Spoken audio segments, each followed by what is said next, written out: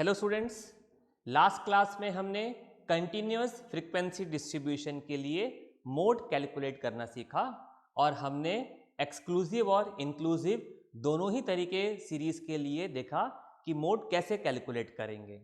So in case अगर question में inclusive series given है तो फर्स्ट हम उसको एक्सक्लूसिव में कन्वर्ट करेंगे एंड देन मोड कैलकुलेट करेंगे।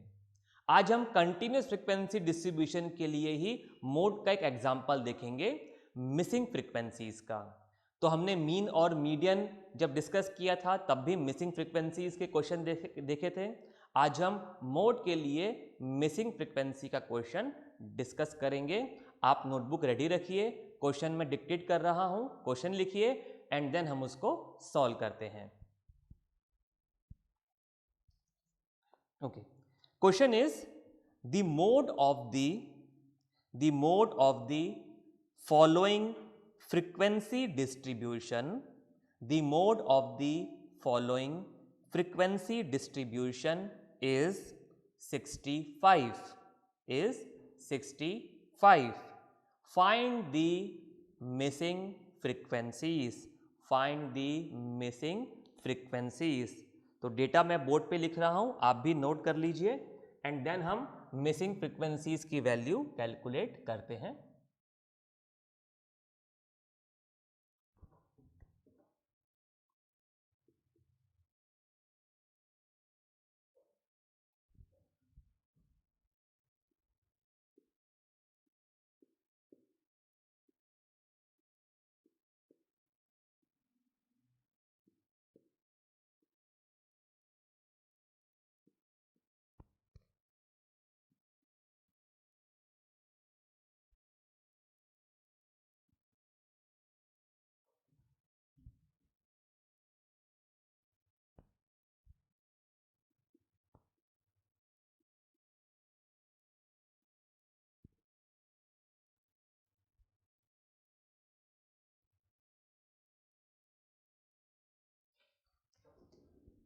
सो this question is given to us. हमें इस गिवन डेटा के लिए मोड का वैल्यू गिवन है 65। मोड हमें गिवन है 65। ओके, और यहां पर फ्रीक्वेंसी कॉलम में अगर आप देखें तो there are two missing frequencies F1 and F2। Now because there are two missing frequencies और टू अननोन्स, तो इनका वैल्यू हमें मालूम करने के लिए दो इक्वेशंस का रिक्वायरमेंट होगा। तो एक इक्वेशन तो मोड की वैल्यू से हमें मिल जाएगा, दूसरा इक्वेशन कैसे मिलेगा? क्या क्वेश्चन में कोई और इंफॉर्मेशन गिवन है? बिल्कुल गिवन है। आप अगर इस फ्रीक्वेंसी कॉलम को ध्यान से देखें तो लास्ट में हमें सम ऑफ फ्रीक्वेंसीज भी गिवन है which is 50। That means in सारी क्लास फ्रीक्वेंसीज का सम कितना होना चाहिए? 50 होना चाहिए। तो यहां से हमें एक इक्वेशन और मिल सकता है। ओके, तो देखते हैं इस क्वेश्चन को कैसे सॉल्व करना है। हमें दो इक्वेशंस चाहिए। तो फर्स्ट इक्वेशन हम इन फ्रीक्वेंसीज की वैल्यू को ऐड करके पता करेंगे। तो ठीक है, ऐड करते हैं। 6 + 8 14, 14 प्लस, पहले हम सारी न्यूमेरिकल वैल्यूज को ऐड कर लेते हैं। 6 + 8 14, 14 + 12 26, 26 + 8 34, 34 प्लस F1 प्लस F2। इसको मैं यहां पर ऐसे लिख देता हूं, हम summation F, sum of all frequencies calculate कर रहे हैं। Okay, so it will be 6 + 8 plus F1 plus 12 plus F2 plus 5 plus 3। तो सारी न्यूमेरिकल वैल्यूज जो हमें गिवन है उनको हमने ऐड कर दिया और हमें ये गिवन है कि ये सम ऑफ फ्रीक्वेंसीज कितना है? 50। F1 एंड F2 का क्या वैल्यू है वो हमें नहीं पता, लेकिन वो जो भी वैल्यू होगा इन फ्रीक्वेंसीज का सम 50 होगा, ये हमें पता है। तो समीशन F की जगह हम 50 लिख सकते हैं। 50 = 34। अभी हमने इन वैल्यूज को ऐड किया। 34 plus F1 plus F2। Okay, इसको ऐसे भी लिख सकते हैं 34 plus F1 plus F2 equals to 50। Okay, तो इस 34 को हम इस साइड ले जाके सब्ट्रैक्ट कर देंगे 50 में से, तो हमें F1 प्लस F2 का वैल्यू मिला 50 minus 34, that means 16। So F1 plus F2 equals to 16। ये हमें एक इक्वेशन मिल गया, इसको हमने इक्वेशन 1 बोल दिया। Okay, this is our first equation जो हमने सम ऑफ फ्रीक्वेंसीज की हेल्प से मालूम किया। अब एक इक्वेशन और चाहिए, उसके लिए हमें मोड का वैल्यू गिवन है क्वेश्चन में, तो अब हम मोड का फॉर्मूला लगाकर एक इक्वेशन और मालूम कर सकते हैं। अब मोड का फॉर्मूला हमने लास्ट क्लास में देखा। ओके, उसमें कुछ नोटेशंस थे, कुछ सिंबल्स थे, उनका वैल्यू हमने कैसे कैलकुलेट किया था?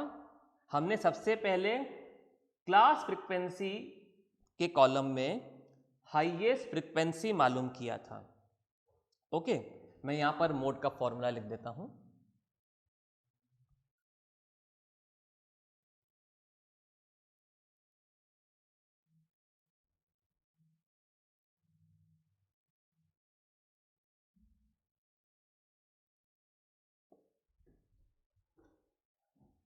अब इस फॉर्मूला में हमने वैल्यूज कैसे पुट करी थी? हमने सबसे पहले फ्रीक्वेंसी कॉलम में हाईएस्ट फ्रीक्वेंसी सर्च करके मॉडल क्लास निकाला था, लेकिन यहां पर तो दो वैल्यूज मिसिंग हैं।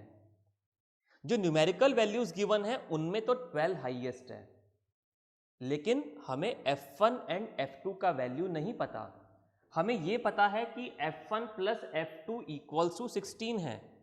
अब हो सकता है कि इनमें से किसी एक की वैल्यू 1 है और दूसरे की 15 हो जाए, तो अभी हम ये नहीं मालूम कर सकते कि इस फ्रीक्वेंसी कॉलम में हाईएस्ट फ्रीक्वेंसी कौन सा होगा, क्योंकि हमारे पास में दो अननोन वैल्यूज हैं।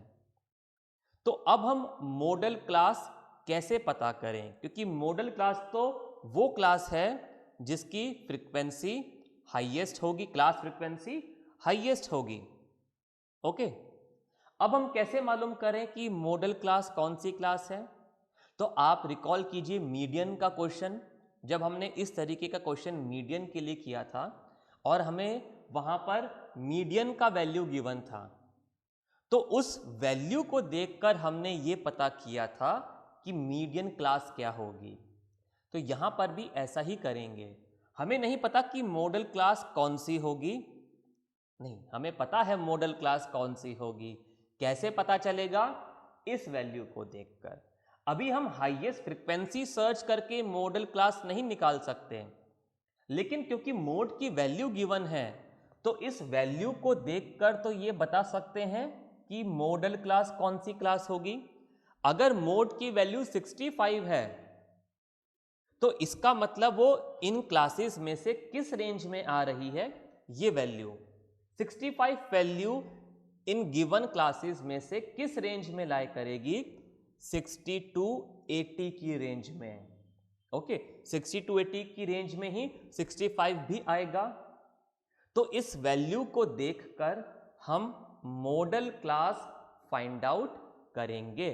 जैसे हमने मीडियन के क्वेश्चन में मीडियन की गिवन वैल्यू को देखकर मीडियन क्लास फाइंड आउट किया था, ऐसे ही यहां पर मोड की वैल्यू को देखकर, मोड की गिवन वैल्यू को देखकर मॉडल क्लास फाइंड आउट करेंगे। अब जब हमने मॉडल क्लास फाइंड आउट कर लिया, तो हमें सारी वैल्यूज मिल गई। L का वैल्यू 60 हो जाएगा, F1 विल बी 12, F0 का वैल्यू F1 हो गया और F2 का वैल्यू F2 ही है यहां पर। ओके, तो अब हम क्या लिखेंगे? As the value of mode is 65, so modal class will be 60 to 80। हम यह बता रहे हैं कि मॉडल क्लास कौन सी होगी, क्योंकि मोड का वैल्यू 65 है, इसलिए मॉडल क्लास होगी 60 to 80। ओके, तो अभी आप इतना नोट कर लीजिए, मैं थोड़ा सा पार्ट रब कर देता हूं, फिर हम आगे वैल्यू कैलकुलेट करते हैं मिसिंग फ्रीक्वेंसीज की।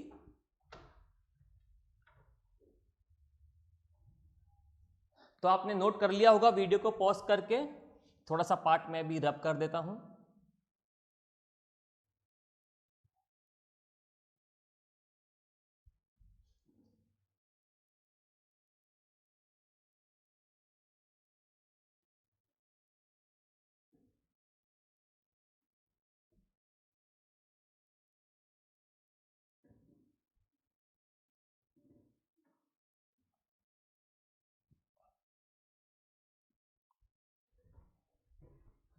चलिए, तो अब हम मोड का फॉर्मूला लगा देते हैं यहां पर।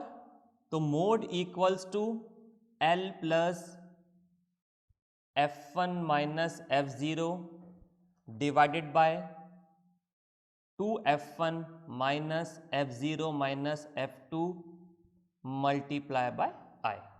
ओके, अब हम सारी वैल्यूज लिख देते हैं यहां पर। मोड का वैल्यू हमें गिवन है 65, L का वैल्यू हो गया 60, F1 का वैल्यू हमें गिवन है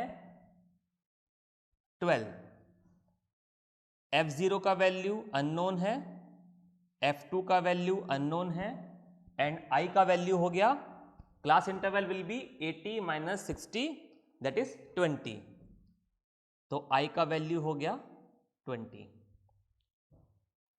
तो अब हम फॉर्मूला में सारी गिवन वैल्यूज को पुट कर देते हैं। ओके, तो 65 modal value is 65 equals to 60 plus F1 is 12 minus F1 divided by 2 multiply by 12 minus F1 minus F2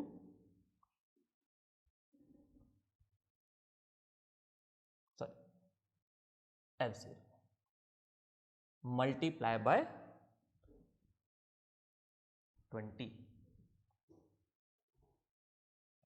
okay, so sorry, यहां पर F1 वैल्यू है ये, राइट। अब क्या करेंगे, इस इक्वेशन को सॉल्व कर लेते हैं।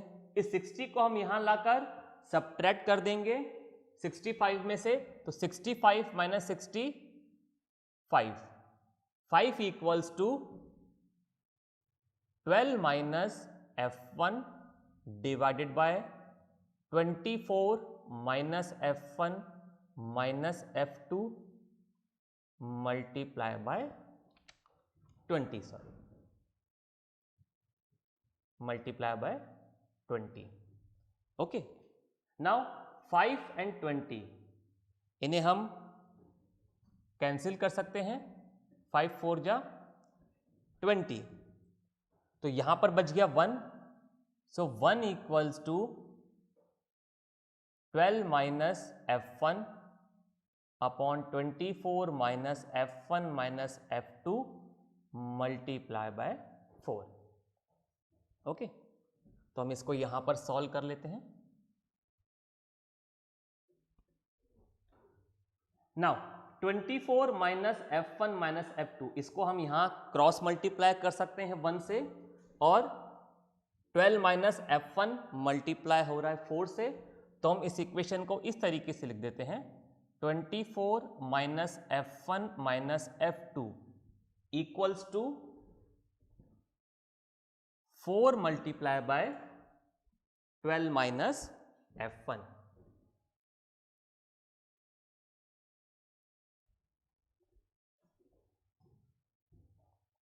ओके,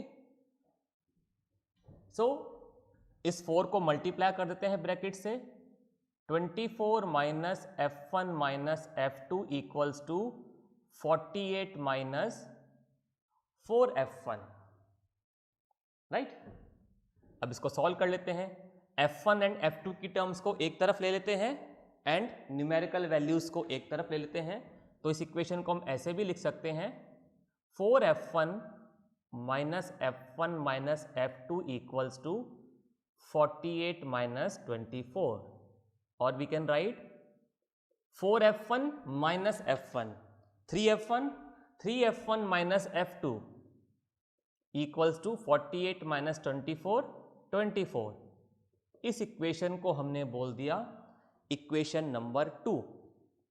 अब आप ऑब्जर्व कीजिए इक्वेशन 1 एंड इक्वेशन 2 को। लीनियर इक्वेशन इन 2 वेरिएबल्स आप ऑलरेडी पढ़ चुके हैं। देखिए यहां पर आ रहा है प्लस F2, यहां माइनस F2, तो हम दोनों इक्वेशंस को ऐड कर देते हैं, इससे F2 का वैल्यू एलिमिनेट हो जाएगा। तो हम यहां लिख देंगे adding equations 1 and 2। So F1 plus F2 equals to 16 and 3F1 minus F2 equals to 24। तो यहां से जब हमने इन इक्वेशंस को ऐड किया तो plus F2 minus F2 cancel हो गया, F1 प्लस 3F1 4F1 का वैल्यू हमें मिला 16 प्लस 24 40। तो यहां से हमने इसको सॉल्व किया तो F1 का वैल्यू मिला 40/4, दैट मीन्स 10। तो फर्स्ट मिसिंग फ्रीक्वेंसी का वैल्यू हमें मिल गया 10। देन इक्वेशन 1 में हम F1 का वैल्यू 10 पुट कर देते हैं। ओके, तो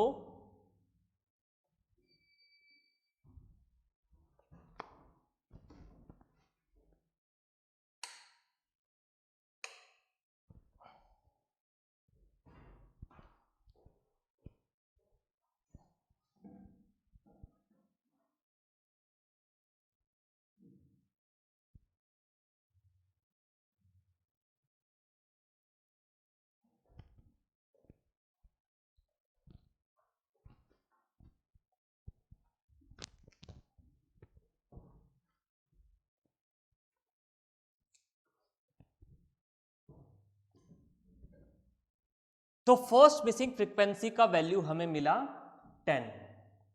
अब क्या करें, हमें सेकंड मिसिंग फ्रीक्वेंसी F2 का वैल्यू मालूम करना है।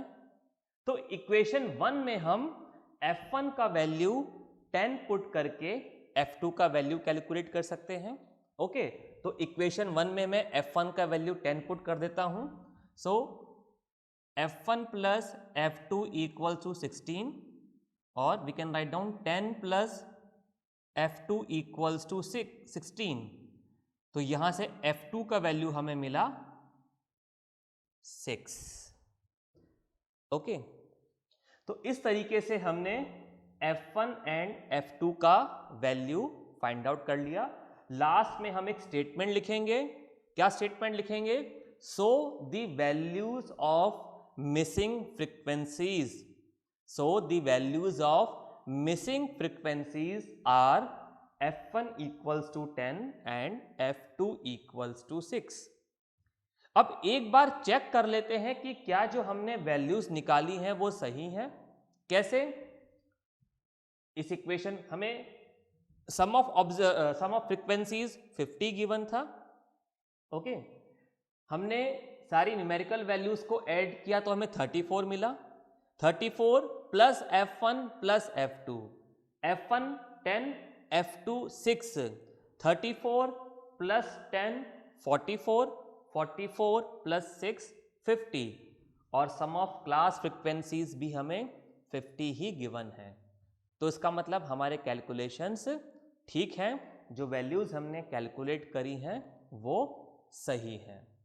तो इस तरीके से हमने मिसिंग फ्रीक्वेंसीज फाइंड आउट करी when mode is given to us। Okay, आप इस क्वेश्चन को नोट कर लीजिए, देन हम आगे डिस्कस करते हैं। ओके, सो क्वेश्चन आपने नोट कर लिया होगा। मैं एक थोड़ा सा पार्ट यहां से रब कर देता हूं। अब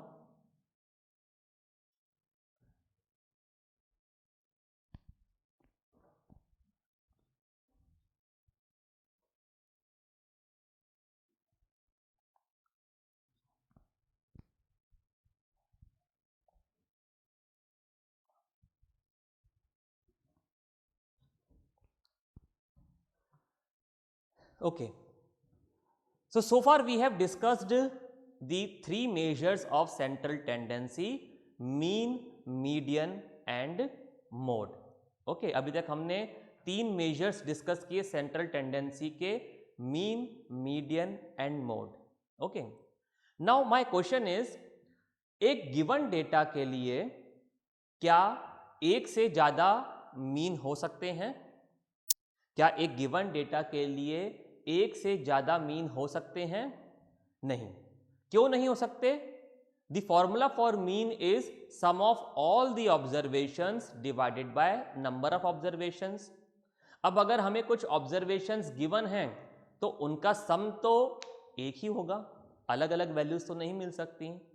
तो हम दो नंबर्स को डिवाइड कर रहे हैं, sum of observations and number of observations. इन दोनों का वैल्यू सेम होगा, चेंज नहीं होगा गिवन डेटा के लिए.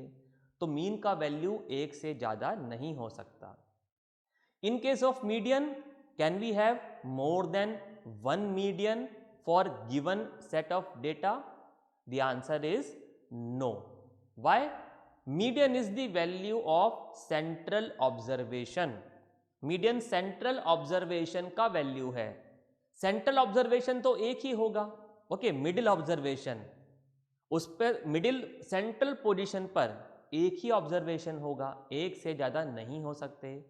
सो median also can not have more than one value for a given set of data.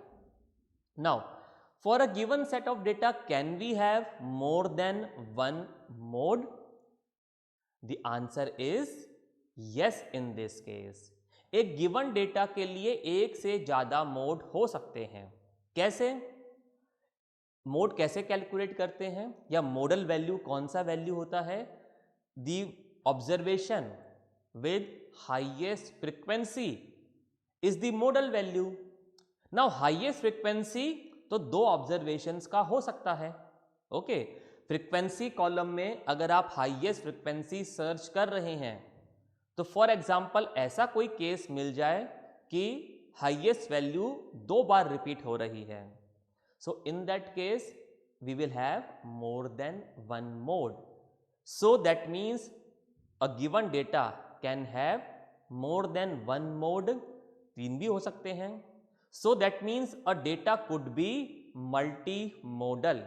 एक given data multimodal, that means more than one mode हो सकते हैं एक गिवन डेटा के लिए.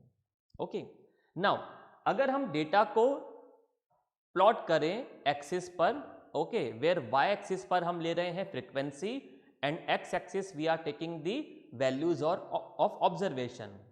तो अगर हम ऑब्जर्वेशन का वैल्यू और उनके फ्रीक्वेंसी को एक ग्राफ पे प्लॉट करें, ओके, सो फॉर एग्जाम्पल अगर हमें कुछ इस तरीके का ग्राफ मिला, सो this is called symmetric data.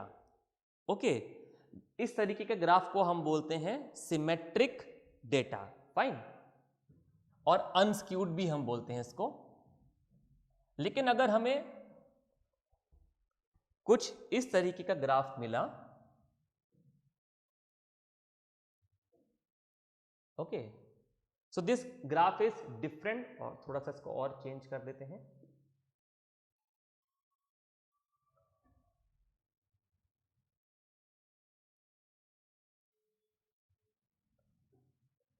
So this is not a symmetric data. ये डेटा सिमेट्रिक नहीं है.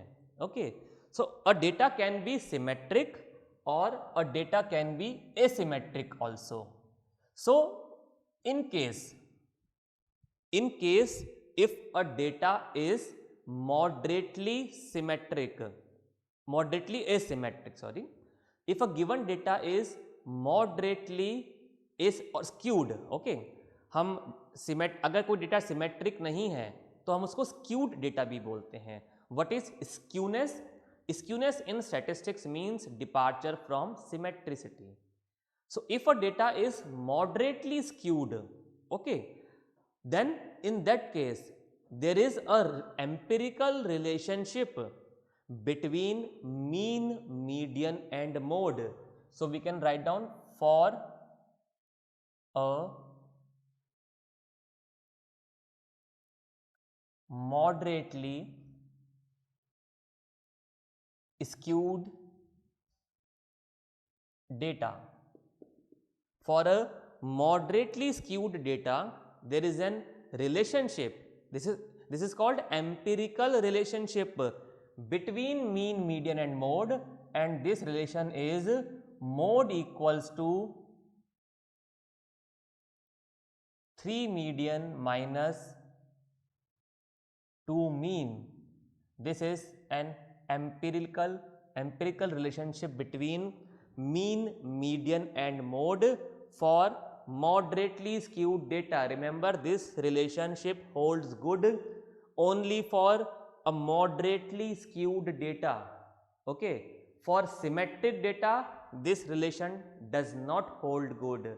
For symmetric data, mean, median and mode, all three measures of central tendency will have same value. Okay, अगर data symmetric data है, जो मैंने first graph आपको बनाकर दिखाया था, so in that case this relationship does not hold good. For a symmetric data the value of mean, median and mode will be equal. So this relationship holds good only in case of moderately skewed data. तो अगर हमें कोई ऐसा question given है कि a given data is say moderately skewed and हमें इन तीनों में से किसी भी दो मेजर ऑफ सेंट्रल टेंडेंसी का वैल्यू गिवन है और हमसे बोला गया कि third measure of central tendency calculate कीजिए, so we can use this formula in this case. For example से हमें मीडियन का वैल्यू गिवन है 24, मीन का वैल्यू गिवन है 25 और हमसे बोला गया कि मोड कैलकुलेट कीजिए. Okay, so we can use this formula. So mode will be 3 median, that means 3 into 24 minus 2 mean, 2 multiplied by 25. So it will be 72 minus 50, that means 22. तो यहां से हमें मोड का वैल्यू मिल गया 22. So with the help of this formula, if two measures of central tendency are given to us, we can find out the value of third measure of central tendency. Okay, so with this students we have completed our chapter statistics. If you have any doubt, you can review the videos or you can consult with your faculty in charges. Okay, good luck, bye.